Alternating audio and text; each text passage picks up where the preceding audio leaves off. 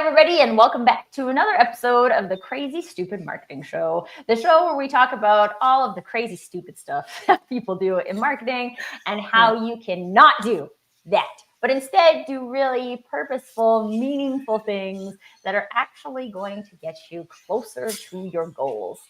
And today we have a big one, folks. I think a goal perhaps that many people really dream about in terms of like far future. We're talking about going international with your business. And it's really interesting because I think there's a lot of different components that come into play with international narratives. There's a lot of interesting things that have been brought to the forefront of the conversation lately because in our digital economies, theoretically, our access to global markets is it's easier to access those markets. But at the same time, again, if we step back and we think about it, I think we all know that how people do life in different countries is very different.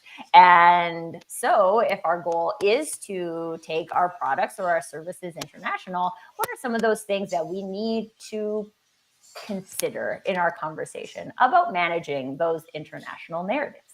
And I can't think of any better guest to have this conversation with than my friend Taqua. Well, I'll let her introduce herself in just a minute. But I also, while this might look like a conversation for two people, if you are logged in and watching us on the video, this is actually an opportunity for all of us. So if you are here joining us live, please let us know in the comments box. So regardless of what channel you're on, you should see a comments box. We would love to know that you're here. And specifically, we would love to know questions, perspectives, insights, challenges that you have experienced in this conversation of international narratives. Maybe even just like traveling to another country and realizing like, wow, they do things are on different sides of the streets and signs are different heights and like all of these things that maybe we haven't noticed until we have seen them for ourselves. So I'd really love to hear your voices as part of the conversation today. If you are joining us live, I know we're not at our regular time, but if you are checking us out, we would love to see you in the comments where you are most. Okay, with that, let's learn a little bit more about our special guest here today. Taqua, can you share a little bit about yourself and really what led you into this arena of helping people focus on their international expansions, especially into the Middle East? Thank you so much, Tracy, and so good to see you as always. Thanks so much for having me here. When I go back to the origins of my story, I'm from that generation that belongs to one place but spent most of their lives in somewhere else. So originally from Sudan, but never lived there actually. And being in a place where I kinda meet and talk and face people from different parts of the world. That time, in my childhood, when we were in Riyadh in Saudi, it was the first experience in my life to deal with different cultures and backgrounds, and how I came to know that in such a young age, because different dialects led to different understandings, though it's the same language. Mm, So I'm talking here about the mother tongue, the native Arabic. mm, It comes with so many different dialects to an extent that you kind of feel that each dialect is a language on its own. mm. And then you need to kind of think twice before saying a word that someone from a country may perceive it totally different from someone else. Um, Moving forward, and coming to the work career life, and it was a totally unplanned path. Like whoever see my qualification, I studied medical sciences with absolute love and passion, but it was never meant to me. Never worked in a hospital. It's not for me.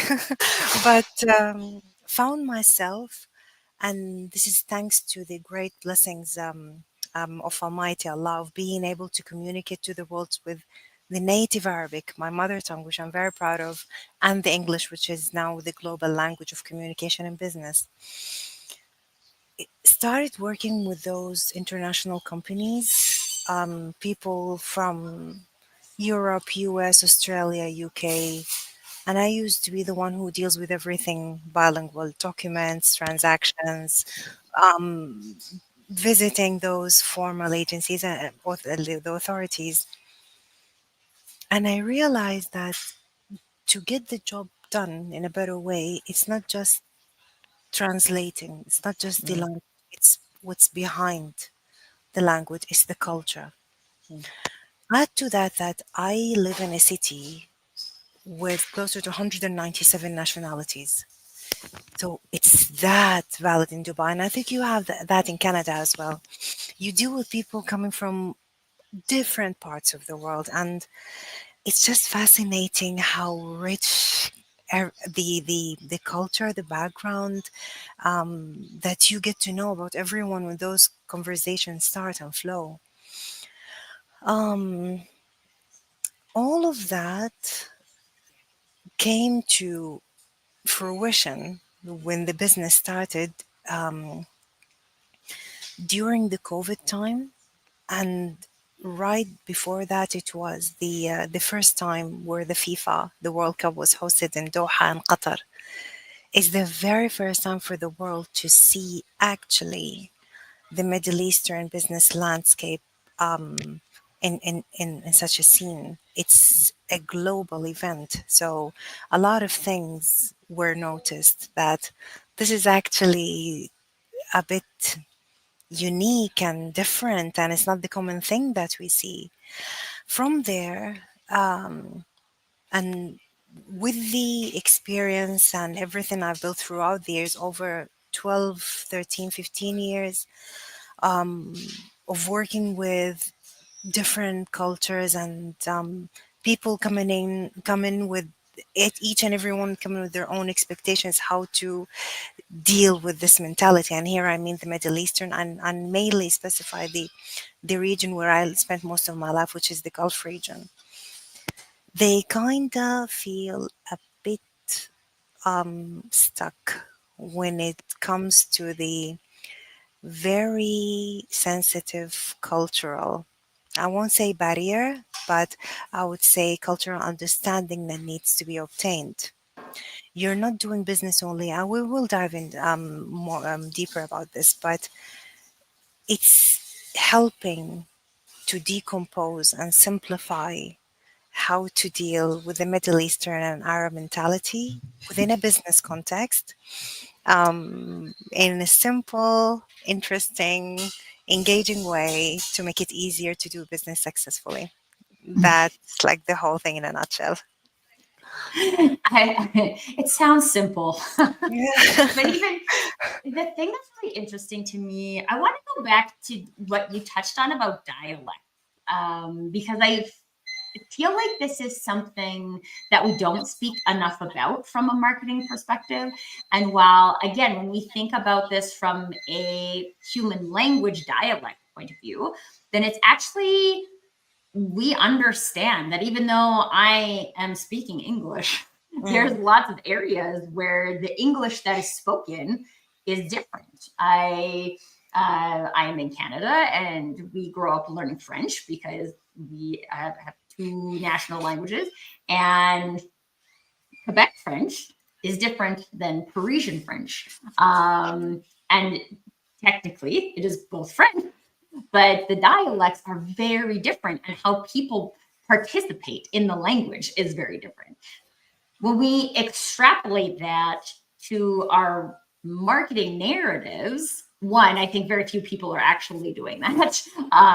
Thinking about how this narrative might resonate really well with a Midwest American, but maybe not quite so much as a West Coast Canadian, even yeah, though we are theoretically speaking the same language. And yeah. so when you are looking, when you're working with your clients and you're looking at taking something, let's say it's something that works just very well in a North American context, and they want to expand to the Middle East. What are some of the questions you have for them? What are some of the things that they need to explore to create a meaningful brand experience in the same way, but with a Yeah. different narrative? Um, you asked a great question because we do see almost on a daily basis the impact of this going wrong. Right. And the reason for that is because um, Arabic is a language that is very, very rich, and a single word could have so many different meanings within different contexts, and it shares that with the English as well. Think of it like the Shakespeare English, like the very fine classic sort of English, which is absolutely understood by everyone. And then there is the dialect which would talk to a certain type of people. That is something, when it's done by machine learning, it loses a lot of Mm-hmm. its context and meaning. So I like always to put live examples. I'm sure a lot of people have noticed this huge billboard. Let's keep it discreet.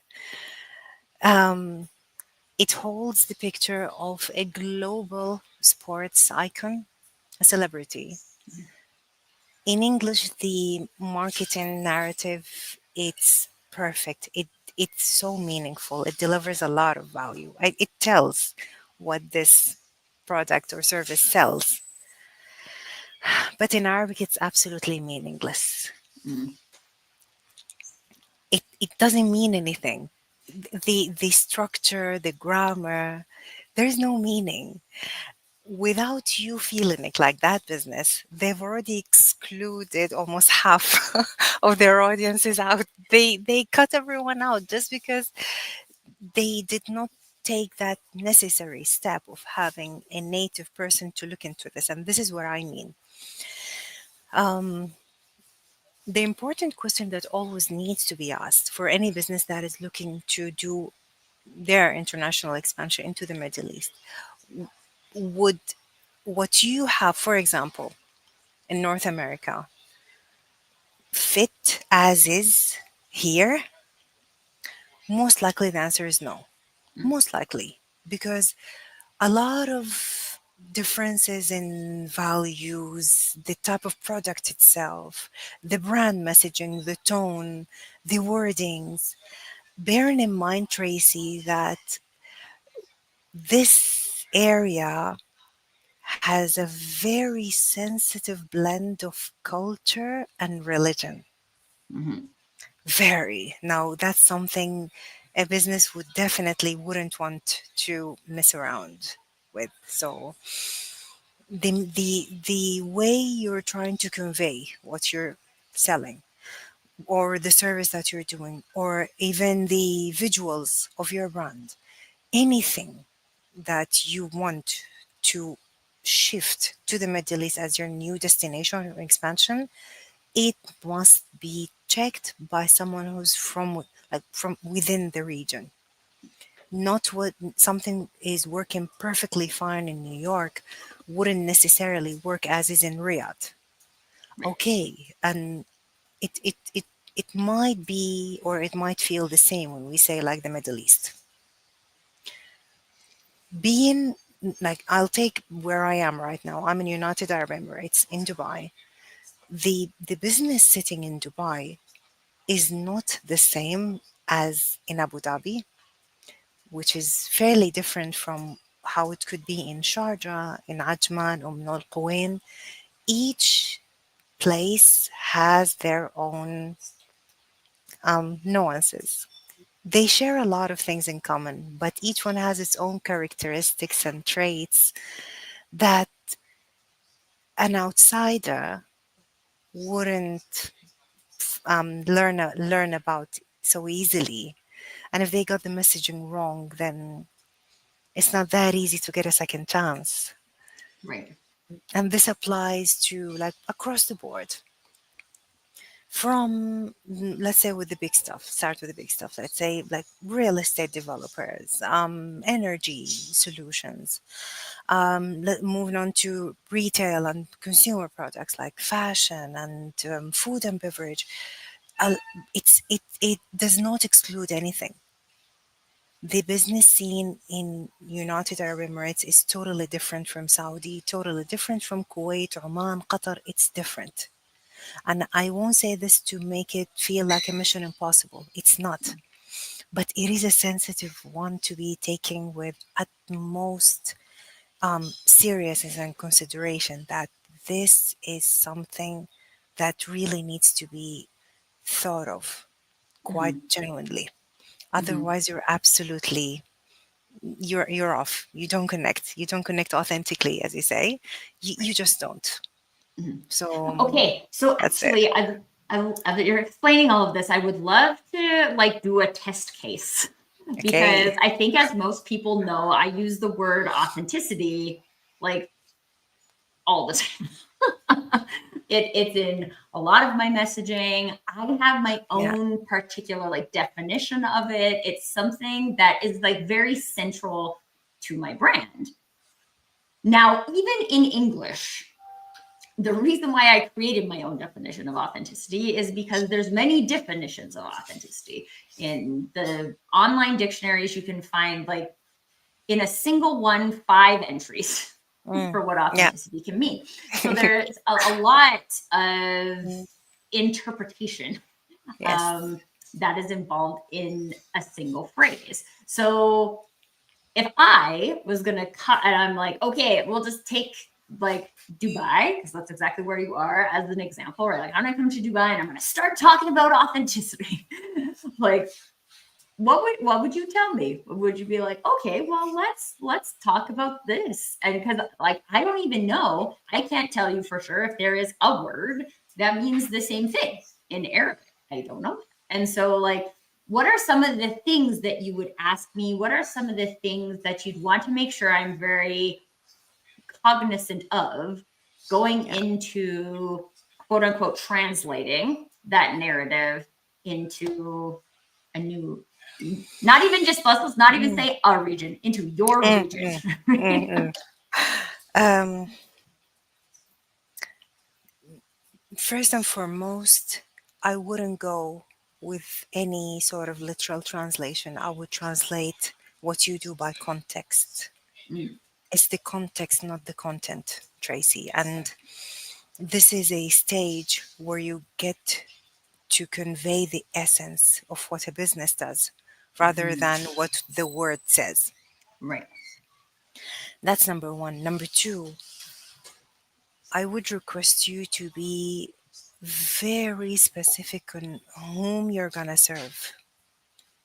Who is exactly your customer? Because this is now a land of opportunities, and everyone is trying to get a slice of the very big cake. And to do that, you gotta be really specific. Whom do you serve? And from then it starts. You Mhm, talk to the right person, you use the language they use, and you follow the pattern of thinking that they think of. mhm, Um, I would relate what you do, authentic marketing, to people who are looking to be impactful and memorable, mhm, to be remembered as people who are real and driving positive change wherever they are. Doesn't matter which sector they operate in. mhm, Uh, I would want you to kind of set it clear, that distinction between authenticity and vulnerability. mm, Because, and we will talk about this in a second, but being vulnerable could have a different definition over here.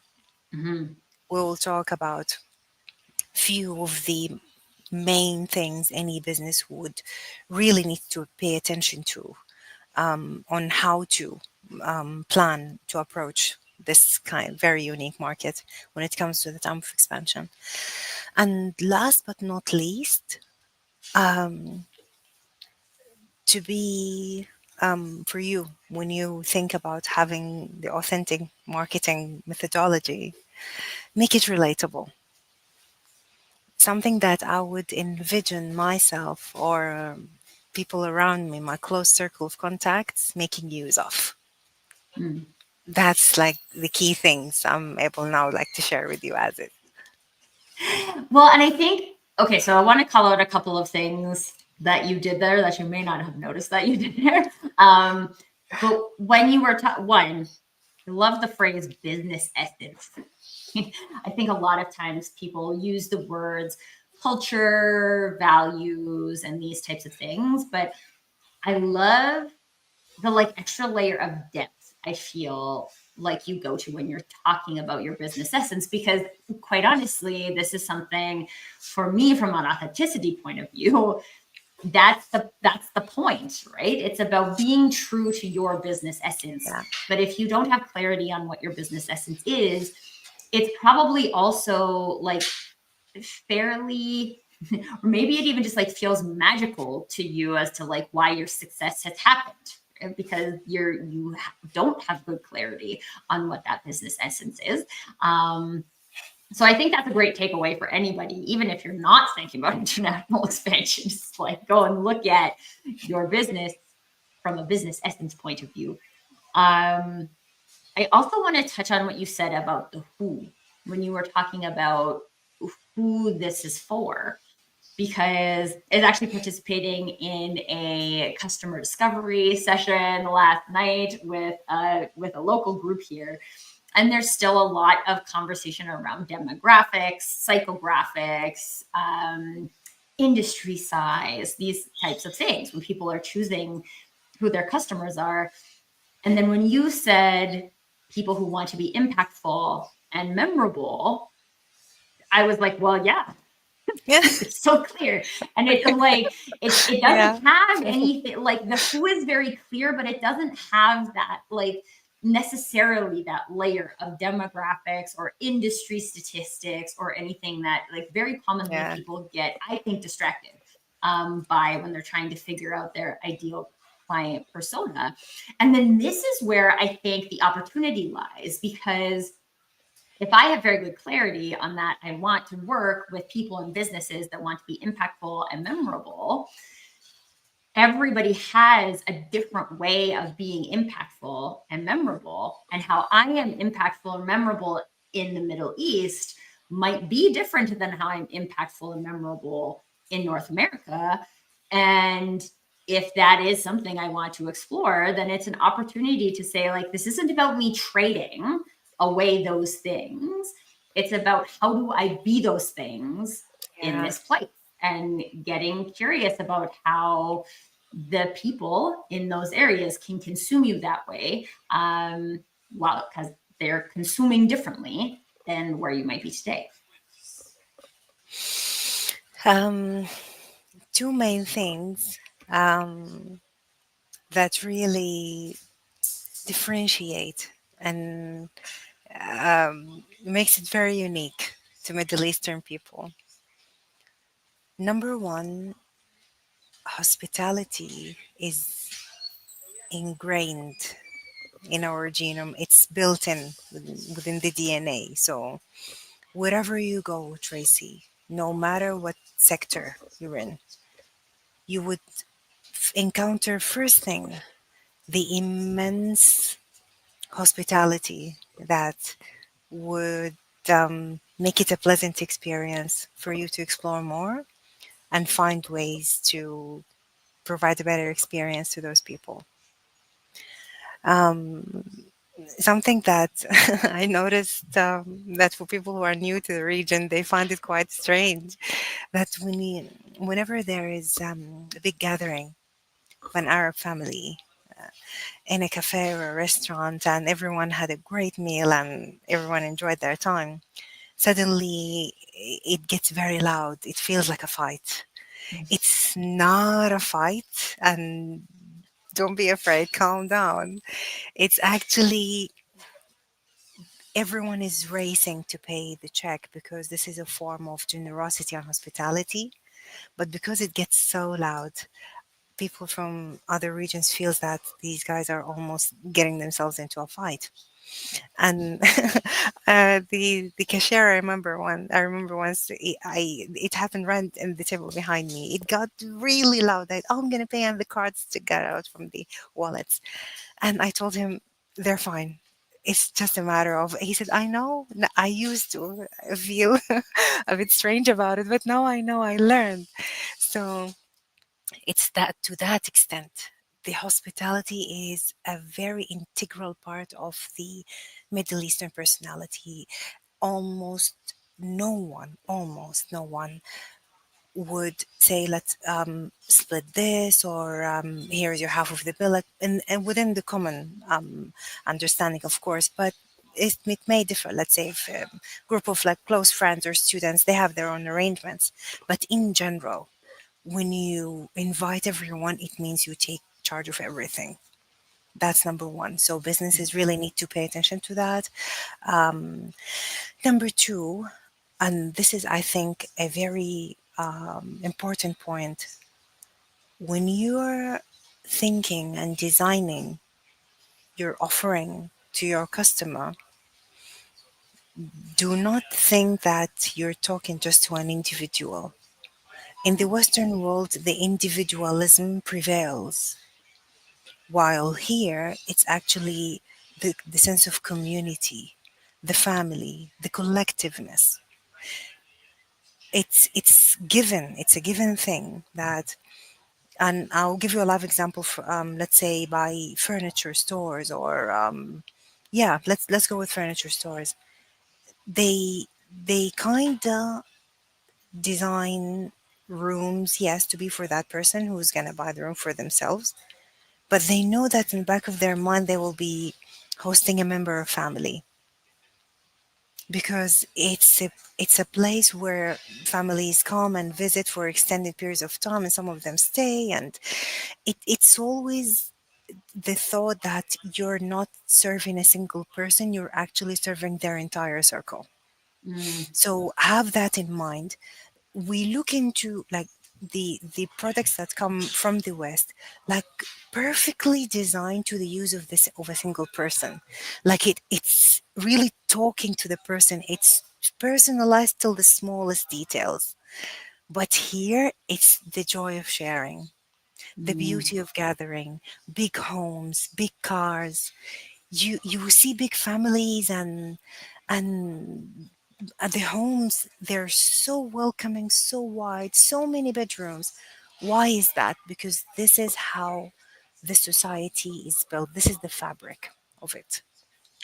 We mm, celebrate togetherness, and this is something that is that's irreplaceable. It's us. It's what mhm. defines this part. Being together collectively, and businesses should absolutely have that in mind. They think of it. Yeah, I think those were the two main points that I wanted to share, because this what makes a business win. If one person from a single circle, let's say, liked something, a product or a service, and they recommend it to to their own circle, you just opened up to so many people who would be your customers, because they trust their contact, they trust their relative, their friend. They're so close. Mhm. So that's how would it go, for especially from like a business perspective. Yeah. Design it to be accepted by a group. Well, and so then would you say that brands that have those kind of ways of being as part of their business essence, hospitality, collaboration, the collective, the joy of sharing, are more successful in the region? Because I feel like there's a lot of, hmm, I'm just gonna say it because I'm thinking it, and other people are thinking it too. And like the American culture, which is very individualistic, as you said, um, that even if you take away the product or the service or whatever it is that they're selling, the culture, the business essence probably isn't going to change when it goes to a different market. And so, I mean, again, one of the things I always think from an authentic marketing, authentic business perspective is that, Mm. like, if there's an area of our planet that just really doesn't jive with you from a who you are point of view, then yeah, it would be nice to say there's X amount of potential consumers over there. But we also we can't change our way of being really at that level. Yeah. So I just wanted to like ask you, is that when you see these successful brands making the shift, do you see that as also like kind of already part of their DNA? Um, I agree to what you said that if we if we take the American culture, which is, as you said, quite based on the individualistic sort of approach, the successful businesses that made it big and made it really well over here did not do the mistake of imposing their culture. They would Mm, rather be open to learn and adjust. And that mhm. made all the difference. Yeah. I've personally seen not just businesses, like even people within the business context, that they come imposing their own way of thinking. They're coming with preconceptions, kind of judging how things will be, and almost dictating of what scenario is going to happen. While the reality is that it's a place that welcomes everyone as long as you abide by the law, and they're open to explore innovations, products, services, as long as you respect the very rich cultural context that is there. You see, Tracy, it's so obvious that now, especially with everything that just happened the past few years and the years ahead, we had the Expo 2020 in Dubai, 6 months of global celebrations. In 10 years of time, we're going to have Expo in Riyadh in Saudi, as well as the FIFA World Cup. And that just tells that this is now a very fertile land of opportunities that really welcomes everyone because we're already preparing for that. Um, on the other hand, the rise and the clear messaging that this is the culture, this is us, we welcome the world, get to know us. There's a lot of initiatives. Actually, government departments, it's not only here in UAE, Saudi is doing a great job, and the entire Middle Eastern region is now showing that we welcome the world, and we're very proud of who we are. Mhm. You find that, for example, this in government communication, you find it in commercials, you find it even within the schooling curriculum, that culture is something that is absolutely indispensable. It's there to last. It's what defines you as a person who originates from here. But you are well equipped to welcome the world, to talk to people from wherever they are, and just to make it a story of beautiful tolerance and collaboration. So, once again, it's never a no, but it's just a matter of understanding, a matter of adjustment, a matter of being open to learn, to see. And the more you show interest, the more you actually find that doors are being opened for you. because you're doing it the right way. Yes, this is who you are, but you are open to exploring and learning and adjusting to how this place works. It's gonna be a very rewarding experience Mhm. if businesses would think of it this way. Yeah. Well, and I mean, I use this example all of the time how, like, I am one person, but that doesn't mean I look exactly the same all the time. If you see me playing in the playground with my son, I look one way. If I'm Yeah, at a black tie gala, I look a different way. But it's not because I changed who I am, it's because I adjust to the yeah, situation. yeah, And again, yeah, not necessarily adjusting fully based on external pressures, which again, I think is the thing for me that plays into the authenticity. But it's more about, I've been just like leaning into this word this year, the mashup, okay? Of like, this is what it's like to do business here. This yeah, is what it's like for me to do business. How do I create something that allows both of those things to be true? And one of the things that I love that you said was that we welcome the world and we're proud of who we are.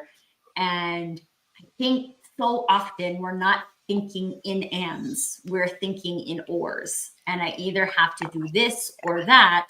yes, And if we think about and how I can do this and do that, then that puts us into like a new zone of creativity and innovation that doesn't exist in the or scenario. Um, exactly.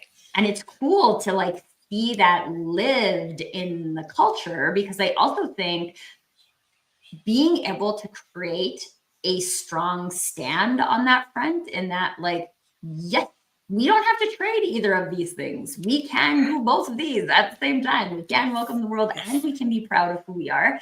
Um, these are things that honestly I feel have been not, well, we have a lot of multinational influences in Canada. Besides the indigenous cultures, I don't feel like there's really much of a Canadian identity in Canada. I feel like when Canadians travel abroad, we like have this Canadian identity, which matches what you said that we welcome. I feel like we don't impose ourselves in other people's cultures. We travel and we're like, hey, mm, like, what can I yeah, learn from this? yeah, And at the same time, I'm proud to be Canadian. Um, I don't know. Actually, now I'm interested to like see how that lives in like the business culture of doing business in Canada. And we do have like very strong influence from the United States because it is right next door to us. Um, but I mean, these are the things at the end of the day, and this is why I come back to authenticity at the end of every day, because I'm just like, there's a lot of external things that we can try and wrap our brains around. yeah, And if we lose our sense of identity in that process, then we are becoming something that we're not to serve people who are maybe not our people. yeah, yeah, If we don't have that clarity on who we're serving, if we don't have that clarity of our business essence, but when we do have that foundational clarity and we have this mindset or perspective of I'll just call it a problem solving mindset, right? Like, this is who I am, and this is how they do business here. How can we make that work? How do we get the right people in the conversations to ask us the right questions? yeah, How do we make sure we have the time and we take the time required to have those conversations to mm, develop those strategies before jumping with 2 feet into something that is just a translation? mm, I think these are the pieces of the puzzle that allow success to be possible.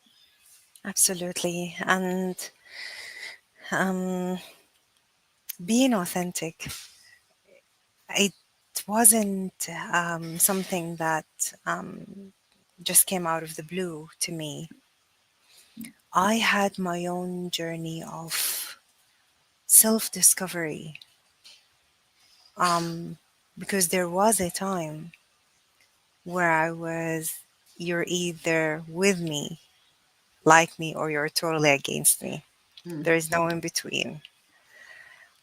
And it took me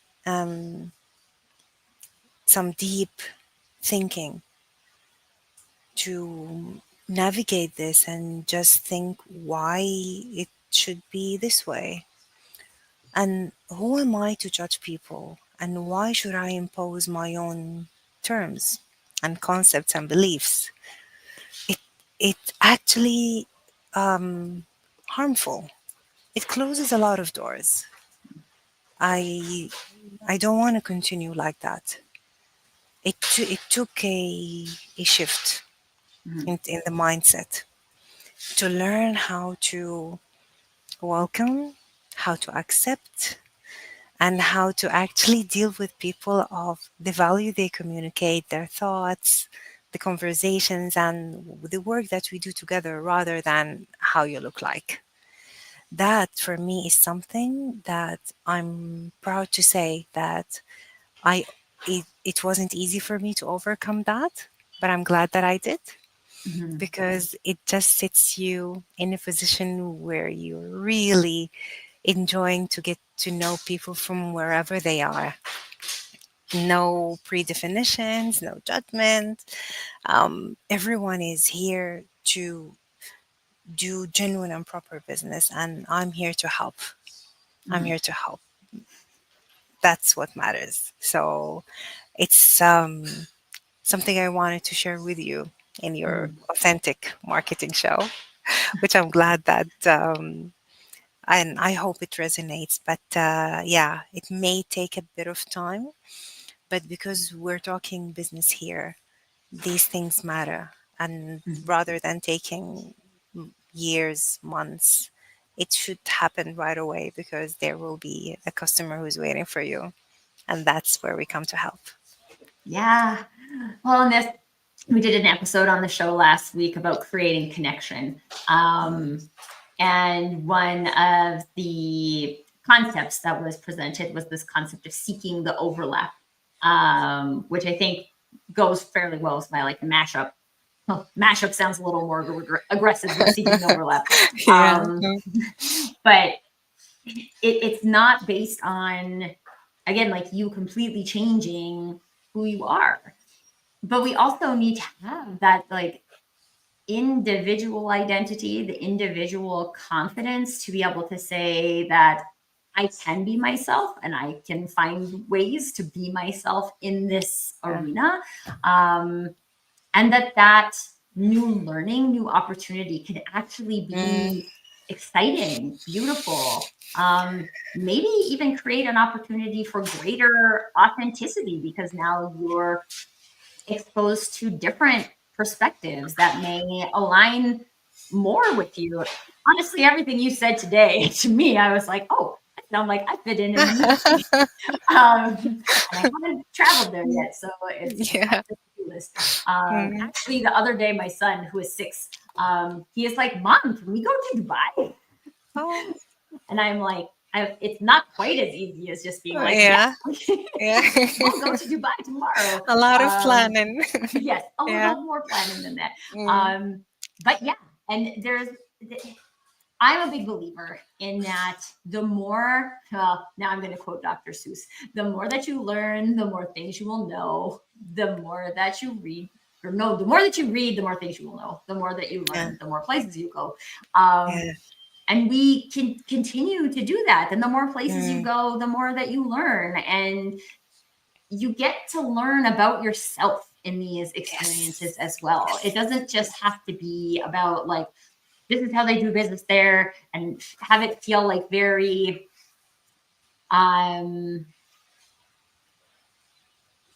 policing is the way that my brain is experiencing it, like it's going to be locked down the way that you can do things, and the opportunity is that like how can we? right? How Yeah. can we Yeah. bring this to a new audience who is going to interpret it differently? I don't know. Personally, that just feels like the fun Yeah. Yeah. in expansion. But yeah, like you said, it is an activity that, if overlooked, can severely hinder your ability to Yeah. expand into different True. areas, especially the Middle Yes. East. Taqua, this was like so wonderful. Just as a personal thank you, I always feel so wonderful after sharing Thank you. energy with you. Likewise. I Likewise. highly recommend anybody else who has questions about expanding into the Middle East or managing international narratives to connect with you. And in that case, where is the best place for them to do that? It's always LinkedIn. It's the platform where I am mostly the most active over there. Um, Also, they may connect through the read more about me, what I do on the website, and it's way long overdue, but it's gonna happen. Everything that is gonna come to share the knowledge and add value and make it easier for people, hopefully within the podcast, the socials. I think they're going to be a bit more of presence now to reach people wherever they are, but it's always the easiest and the fastest on LinkedIn. Oh, and very conveniently for everyone who is watching this on LinkedIn is that Taqua is tagged in the post. So you can just click on her name and it will take you right to her profile. You can find all of those resources there. I highly recommend a conversation. Just even to explore what are some of your thoughts or biases that you might have about the Middle East that may or may not be true, and see if there is potential for you to bring your business essence. I'm going to just use Yes, this a whole yes. bunch. Hmm. I love that so much. Thank you, everyone who You're is watching welcome. this. We didn't have anybody in the comments today, but that is Yeah. okay because I feel like people were learning a lot about Oh, how thank they you. can expand, No, which absolutely. is great. If you have questions and you didn't get to share them during the show today, reach out to me, reach out to Taqua, send us a message or tag us in a comment. We can come back to this if you're watching the replay. But share your experiences. I would love to hear people's experiences. What worked, what didn't, and even though technically the show is ending, that doesn't mean the conversation is ending. So if this is something that feels right for your business, that you feel called towards, please don't let this be the last conversation that you participate in the arena. Make it be the first of many. And there's lots of opportunities to continue the conversation. So I highly encourage you all to do that. Taqua, thank you again so much, my friend. It's always a Thank you so pleasure to much. share It's been a energy with pleasure. you. Thank you. Appreciate And it. So until nice to next talk time, to you. everybody, Till next time. permission to do Bye. you. Bye. Bye.